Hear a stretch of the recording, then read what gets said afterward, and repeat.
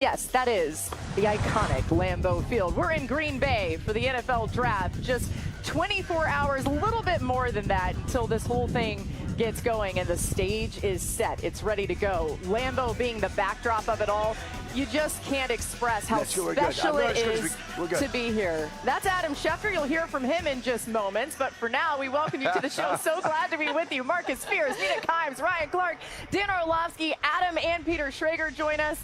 Oh, it's good to be back with y'all. Hey, let's go. I missed y'all. We're giving hugs across the way and hugs to you at home. We got a lot to get to. Great. That's awesome. It looks awesome. It's like silky or something. Cool. All right, let's begin with Cleveland and what's going on with the Browns. Of course, they have 4 picks in the first 2 days of the draft, so a lot of opportunity for them. They pick 2nd overall, and then they'll be busy on day 2. They have the first pick of the 2nd round, then pick number 67 and number 94. Their 3 picks in the top 70 are tied for the most by any team at this year's draft. Now, many are wondering if Travis Hunter will be the pick for Cleveland at 2. Browns head coach Kevin Stefanski spoke earlier today about the conversations he's had with the two-way star. Travis is somebody that is uniquely equipped to do both. I remember having a conversation with him about, there's only so many hours in the day, so you're going to have to meet extra with this coach or that coach. And he made a comment that he's a fisherman. He gets up at 5 in the morning quite often, so that's not a problem for him in terms of maximizing his day. I think we and every team that's in the top of this draft has to come up with a plan of how you would see it, but then you really have to be able to adjust to what the player is doing really well, or maybe, hey, we need to do a little bit less of this and more of that, or vice versa. All right, so it sounds like Stefanski's open to having Travis Hunter play both ways. We'll see how that all plays out. But, RC, we heard over the past few days, there's been reporting that some teams have called to maybe trade up to get that number 2 spot. Right. But if you're the Browns, what should you do there? I mean, if you're the Cleveland Browns, you understand that you need to get better at so many spots, especially offensively. And if someone is willing to part with a ton of assets in order to acquire a Travis Hunter, or maybe they love an Abdul Carter, I believe you have to listen. This team isn't a Travis Hunter away from being a championship contender. And so if you can add the correct assets on top of what you already have in this draft, I believe that you should move back if that's possible. The other thing is this. When you listen to Andrew Berry talk about Travis Hunter, they want him to primarily be a wide receiver because they're stacked at the cornerback positions. That happens to be a position in this draft that you can get some value for later in the first round. You take calls, 100%. You're right about that. But for me, it would take a lot to move off of Travis Hunter. He's the best player in the draft. He's not going to go first because he doesn't play quarterback, but he's the best player in the draft. And Ryan and I have talked about this a lot. I, too, think ideally he'd be a cornerback and you sprinkle in some wide receiver. But I'll say this, watching him as a receiver, he's the best wide receiver in the draft, and he's so damn naturally gifted at it. I mean, the athleticism, the stop-start ability, the catch radius, the surprising physicality at his size. He's got it all. The only thing he has to work on, I believe, significantly is the route running has to be refined, but if he's focusing full-time on the position, Marcus, I think he will improve on that. So I'm not going to be angry with the Browns for taking him. I'm not going to be angry with them for playing him at wide receiver. I think a lot of it is just the athleticism is off the charts, right? Insane. And the it's ridiculous. Insane. And he reminds you of those kids, man, that come out and do everything. Like if he played baseball, he'll probably go to the major leagues. If he played basketball and focused on that. Here's the thing for me, though, and I love Travis. Like I think he is one of the generational guys that we've seen in the draft in a long time. I would put Abdul Carter across the line of scrimmage from Myles Garrett in a New York Knicks, right? No, not the defensive line guy saying, let's have bookends. I can't believe it. But listen to why. Lieutenant gave and give up 9. Such a good scheme for But him, listen too. to why, though. That is first, MK. I think it's perfect for him. And look, we've talked about his prowess against the run game.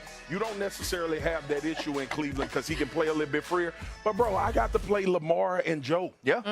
Twice a year. Like, so I get it that we wanted to get the wide receiver and all of that. But you could score 35 and Joe gonna score 50. Right. Like, and that's the issue that I see a lot of times when you start talking about this division. Why didn't you talk about the Steelers quarterbacks? Well, because we don't know that yet, right? Right? Maybe we will later. We'll get to that.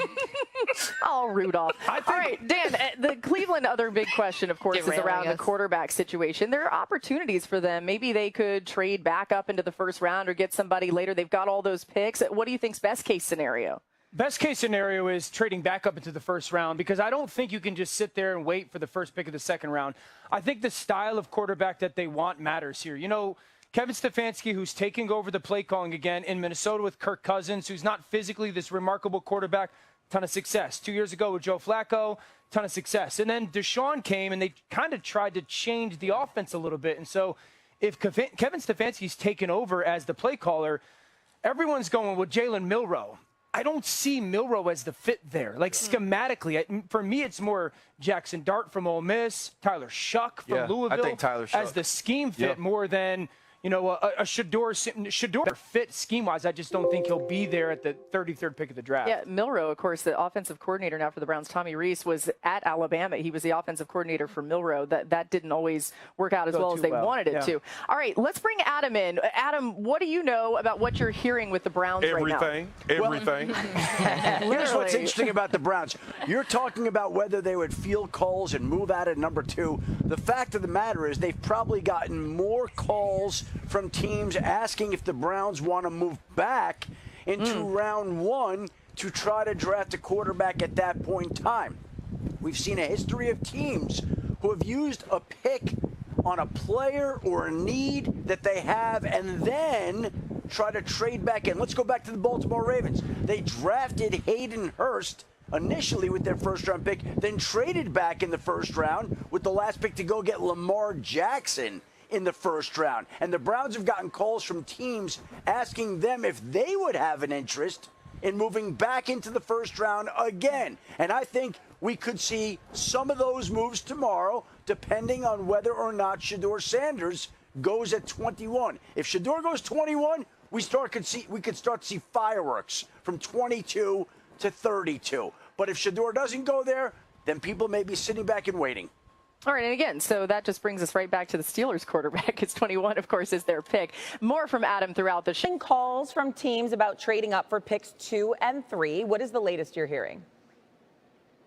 I think there's just been as much talk about teams calling the Browns to see if they'd want to move back into the end of the first round as there has been teams trying to come up. Look, we have not seen a trade yet with a team involving its first-round draft pick. Every team still holds its initial first-round draft pick, and we'll probably get some action tomorrow night at some point in the draft. But right now, it's been quiet. It continues to be quiet. That's partly because of the quarterback draft class that is not as good as other years. It's partly because teams value the players in the second and third round in this draft. We may see a move for a pick at 2 or 3, but right now it has been quiet there.